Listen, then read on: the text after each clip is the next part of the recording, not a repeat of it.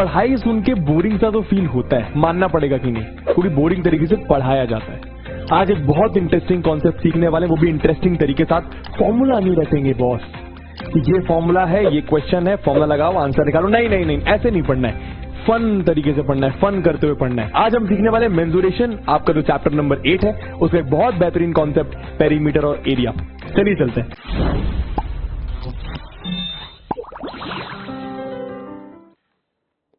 Circumference of a circle is 2 pi r. Area of rectangle is L into B. Area of square is A square. Area of trapezium is half into sum of parallel sides into height. Chintu, क्या? तू भी इन formulas को रट ले, मैं भी रटूं, तुझे इस चैप्टर में काम आने वाला है। ओके। रेक्टेंगल का area L into b, square का area a square, circumference of circle 2 pi r. यार मानो कि आप एक कॉलोनी में रहते हो या फिर एक सोसाइटी में रहते हो, उस सोसाइटी में एक पार्क है, उस पार्क में आप डेली खेलने जाते हो और ऐसे बहुत सारे बच्चे वहां पर खेलने आते हैं। लेकिन कभी कभी क्या होता है कि उस पार्क में बहुत सारे जानवर भी आ जाते हैं, कभी कभी कोई डॉग आ जाता है किसी का, कभी कभी कोई गाय आ जाती है, कभी कोई भैंस आ जाती है, तो खेलना हमारा रुक जाता है। सही बात है, ऐसा कभी होता होगा मेरे ख्याल से। अब ऐसा क्यों होता है? क्योंकि वो पार्क ना बाउंड्री से कवर नहीं है, तो उस पार्क को बाउंड्री से कवर करना पड़ेगा। अरे खुद सोचो ना भाई, मैं बैटिंग कर रहा हूँ, बैटिंग के बीच में पिच में भैया गाय आ गई तो बैटिंग रुक गई ना मेरी, तो समझ में आ रहा है। तो उस पार्क को आपको बाउंड्री से कवर करना पड़ेगा। इन बाउंड्री से कवर करने के लिए आपको ये तो पता होना चाहिए कि बाउंड्री कितनी लंबी है। इसी को हम लोग शायद कुछ पेरीमीटर बोलते हैं, इसके बारे में हम लोग चैप्टर में पढ़ेंगे। अब मानो भैया वो ग्राउंड में बहुत सारे पत्थर भरे हुए हैं, हमें ग्राउंड में घास उगानी है, तो ग्राउंड के कितने पार्ट में आपको घास उगानी है उसको हम लोग कुछ एरिया बोलते हैं। ठीक है, तो क्या है, hi and welcome welcome welcome everyone to the platform of PW. दोस्तों, मेरा नाम है ऋतिक मिश्रा और मैं हूं आप लोगों का मैथमेटिक्स मेंटर, आपका दोस्त, आपका बड़ा भाई, जो दिल से आए वो कहना। ठीक है, आई होप दोस्तों आप सब बहुत अच्छे होंगे। एंड फाइनली फाइनली फाइनली हम लोग आ गए हमारे chapter number 11, that is mensuration में। बहुत ही इंपॉर्टेंट टॉपिक, थोड़ा सा बड़ा भी है, लेकिन वो सब मैं संभाल लूंगा, टेंशन बिल्कुल लेने की बात नहीं है। ठीक है, सबसे पहले हम लोग क्या पढ़ने वाले इस चैप्टर में? यार क्लास 7 में जो बातें करी थी, किसी भी शेप का पेरीमीटर कैसे निकाला जाता है, किसी भी शेप का एरिया कैसे निकाला जाता है, आज की क्लास में हम लोग कुछ बेसिक शेप्स का पेरीमीटर निकालना सीखेंगे और एरिया निकालना सीखेंगे। जैसे जैसे हम लोग चैप्टर में आगे बढ़ेंगे, ट्रिपेजियम के बारे में सीखेंगे, कॉम्बिनेशन ऑफ पॉलीगॉन्स का एरिया निकालना सीखेंगे, और उसके बाद फाइनली चैप्टर की सबसे इंपॉर्टेंट चीज, दैट इज क्यूब क्या होता है, क्यूबॉइड क्या होता है, सिलेंडर क्या होता है, उसका एरिया कैसे निकाला जाता है, उसका टोटल सरफेस एरिया कैसे निकाला जाता है, उसका वॉल्यूम कैसे निकाला जाता है। अभी सुनने में लग रहा होगा भैया ये क्या होता है, लेकिन सब मैं संभाल लूंगा, टेंशन बिल्कुल भी लेने की बात नहीं है। सर सारे फॉर्मूले याद हो गए, अब आप क्वेश्चन दो। अच्छा चल ठीक है, फिर एक क्वेश्चन लिख। मान ले रेक्टेंगुलर पार्क है, मैं तुझे उसका लेंथ दे रहा हूं 20 मीटर और मैं तुझे उसका ब्रेड्थ दे रहा हूं मान ले 10 मीटर। मुझे जरा इसका पेरीमीटर निकाल के दिखाना।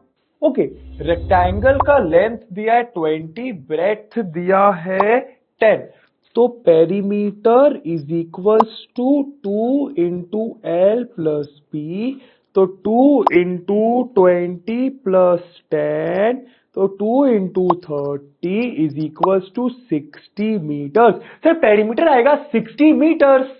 अच्छा रट लिया चिंटू, तुझे सिखाया था ना मैंने कि कोई भी कॉन्सेप्ट रटना नहीं है, फॉर्मुलेज रट रहा है चतुर से सीख कर। अरे वो तो ठप्पू है भाई, उसको कुछ नहीं आता, फॉर्मुलेज रट के एग्जाम में पास करता है बस वो, लेकिन ऐसे तूने पढ़ भी लिया तो क्या फायदा। सही कह रहा हूं कि नहीं? बात तो सही है, तो फॉर्मूले रट मत, मैं सिखाता हूं कैसे आएगा। ओके, मान ले एक रेक्टेंगुलर पार्क है, ठीक है, इसकी लेंथ मैं तुझे 10 मीटर दे रहा हूं, इसकी ब्रेड्थ मैं तुझे 5 मीटर दे रहा हूं। अच्छा पार्क है, मुझे ये बता कि अगर तुझे इस पार्क में फेंसिंग करनी होगी तो कितने मीटर की तू फेंसिंग करेगा? ठीक है, बाहर फेंसिंग करनी है तो सर यहां पे अपन लोग 10 मीटर की फेंसिंग यहां पे चाहिए होगी, फिर 5 मीटर की यहां पर, फिर 10 मीटर की यहां पर, फिर 5 मीटर की यहां पर। तो सर टोटल फेंसिंग हमें जो चाहिए होगी वो होगी 10 plus 5 plus 10 plus 5, sir 30 meters. हाँ एकदम सही बात, 30 मीटर्स। क्यों? क्योंकि पार्क की जो बाउंड्री की लेंथ है वो 30 मीटर्स है और फेंसिंग तो बाहर ही करेगा। अब समझ आया, इसी को बोलते हैं पेरीमीटर। अच्छा तो बाहर बाहर वाले को पेरीमीटर बोलते हैं, किसी भी शेप के बाउंड्री की लेंथ। सर लेकिन ये फॉर्मूला कैसे आया 2 इंटू एल प्लस बी? अरे फॉर्मूला इजी है, देखना। मान ले कोई रेक्टेंगल है, उसकी लेंथ में तुझे एल दे रहा हूं, उसकी ब्रेड्थ में तुझे बी दे रहा हूं, तो इसका तू बाउंड्री कैसे निकालेगा? L plus B plus L plus B, तो 2l प्लस 2 भी आ गया। अरे 2 कॉमन ले ले तो ब्रैकेट में l प्लस बी आ गया। बस यही तो होता है किसी भी रेक्टेंगल के पेरीमीटर का फॉर्मूला। अरे वही चीज है भैया, लेंथ को 2 बार प्लस करना, ब्रेड्थ को 2 बार प्लस करना, वहीं से फॉर्मूला आया। अच्छा ठीक है सर, ठीक है, बढ़िया। अब मान ले जिस पार्क में तूने फेंसिंग करी है उस पार्क में तुझे घास उगानी है। सबसे पहले तो ये बता घास कहां उगाएगा?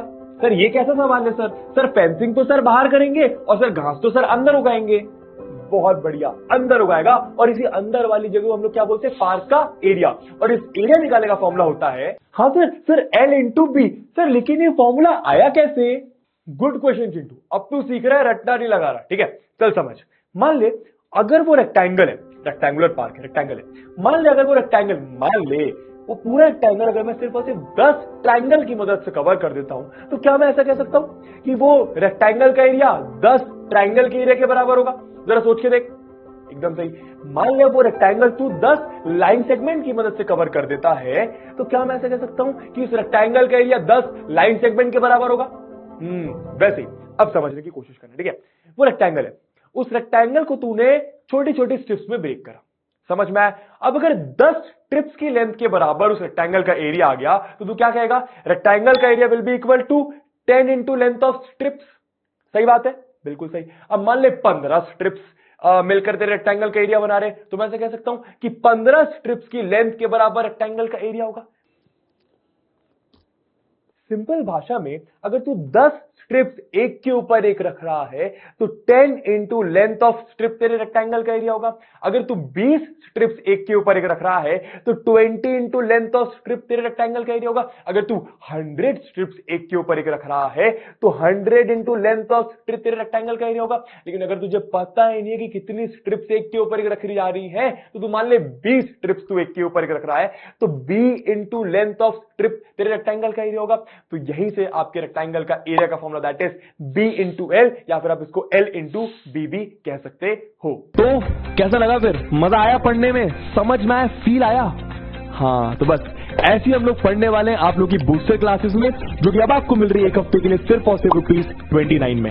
एनरोल करने के लिए नीचे दो लिंक पर आप क्लिक कर सकते हैं। सी यू।